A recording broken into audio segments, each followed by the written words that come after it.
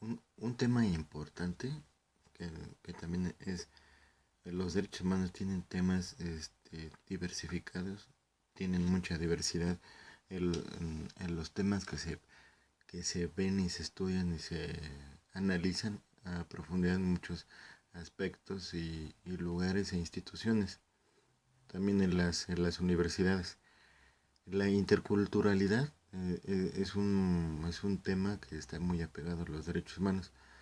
Como se define el enfoque de la interculturalidad o del interculturalismo y cuáles son sus aportes en materia de protección, promoción y defensa de los derechos humanos de los pueblos y comunidades indígenas, el interculturalismo es una postura teórica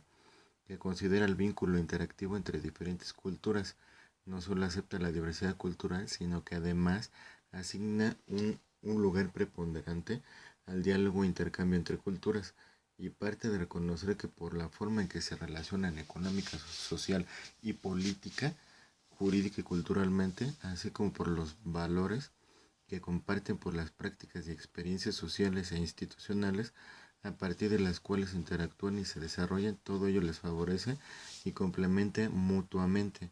Es decir, desde una visión intercultural se acepta la incorporación de otros conocimientos, costumbres, normas, valores ajenos y diferentes a su cultura, se respetan y en ocasiones se asumen como propios. Se analizará como definiciones lo siguiente: la interculturalidad significa entre culturas, pero no simplemente en contacto entre culturas, sino un intercambio que se establece en términos equitativos e en condiciones de igualdad. La interculturalidad debería ser entendida como un proceso permanente de relación, comunicación y aprendizaje entre personas, grupos, conocimientos, valores y tradiciones distintas, orientada a generar, construir y propiciar un respeto mutuo y a un desarrollo pleno de las capacidades de los individuos por encima de las diferencias culturales y sociales. Es importante ubicar la interculturalidad como un aspecto fundamental para el reconocimiento de los pueblos y comunidades indígenas, toda vez que además de propiciar el diálogo e intercambio, crea un espacio equitativo y justo para la interacción y la convivencia armónica entre culturas que profesan diversas religiones y asumen cosmovisiones y saberes muy diferentes, pero igualmente valoradas como parte de la humanidad.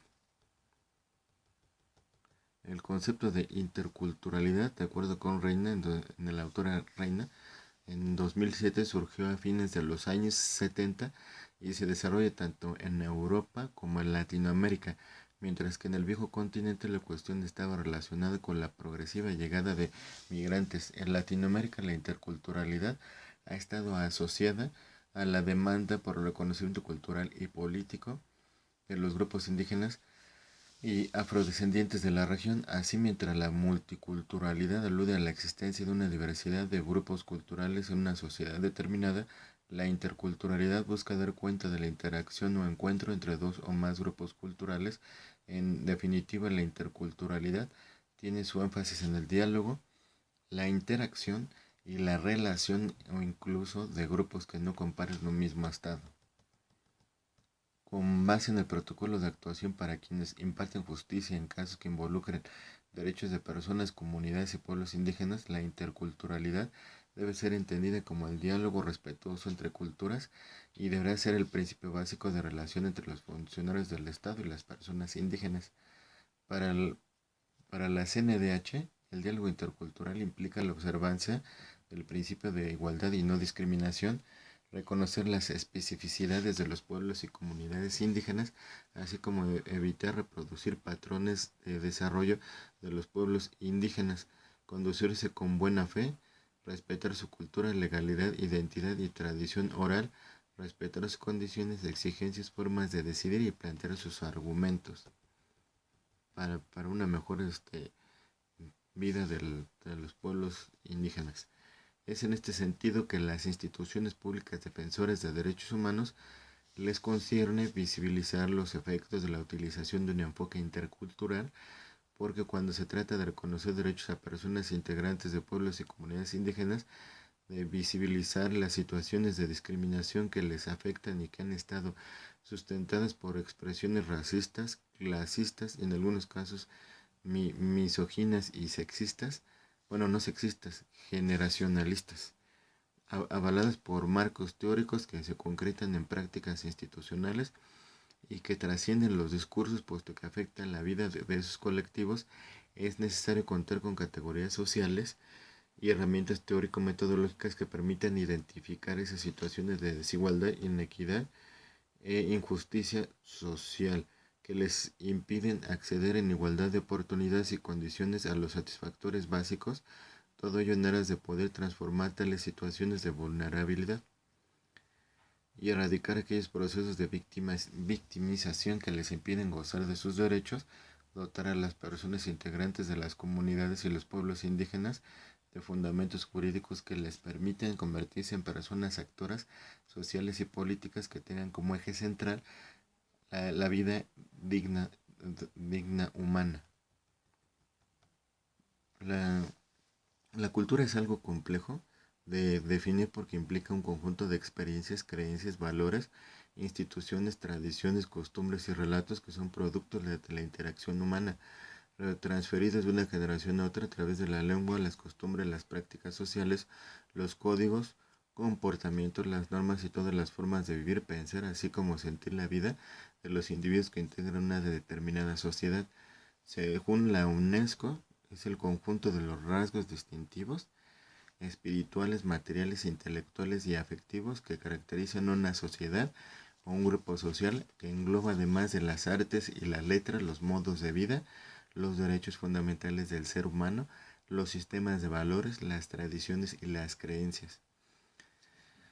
La cultura es un sistema de representaciones a través del cual se contextualizan y se da sentido a la existencia colectiva e individual. Las culturas, más que diferenciarse por sus contenidos, se distinguen por la forma en que estos se organizan, se asocian y se ubican jerárquicamente en cada tipo de sociedad. La cultura tiene que ver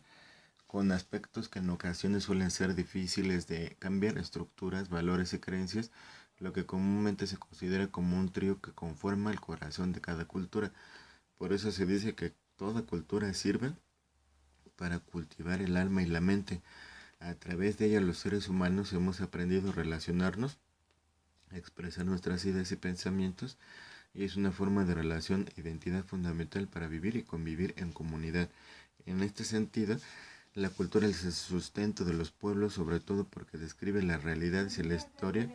de sus integrantes y sus comunidades. Por ello, más allá de ser el vehículo para transmitir de generación en generación los usos, costumbres y tradiciones indígenas, permite construir un diálogo, una compenetración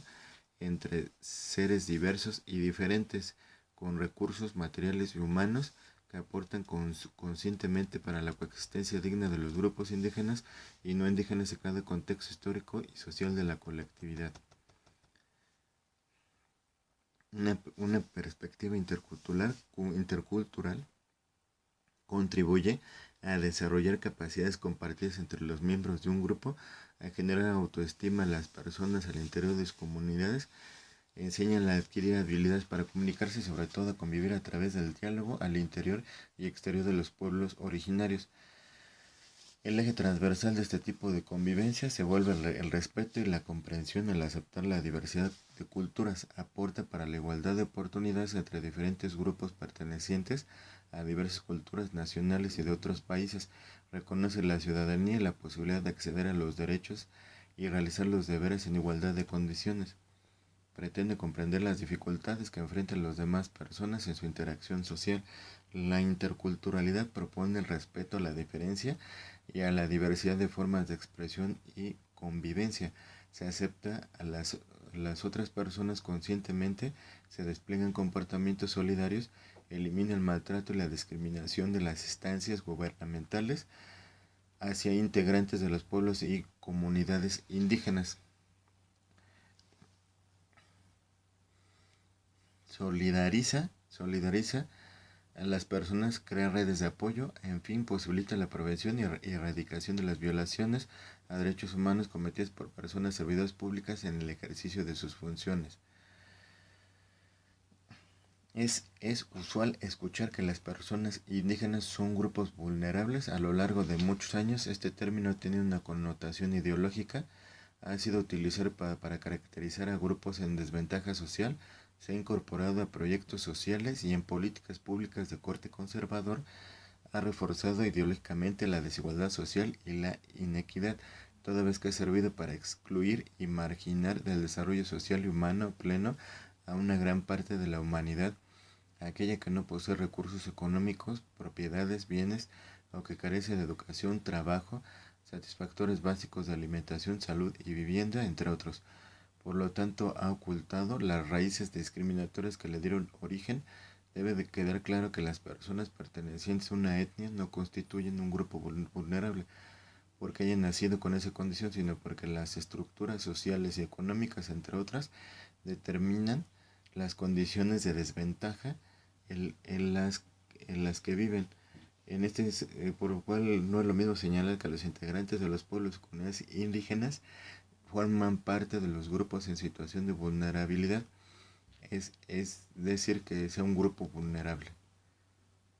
A partir de un enfoque o perspectiva de derechos humanos y de interculturalidad, se vuelve importante demostrar cómo precisamente desde enfoques teóricos, estereotipos y prejuicios sociales se reproducen patrones culturales de intolerancia disfrazados de conductas humanitarias hacia sectores denominados débiles y vulnerables,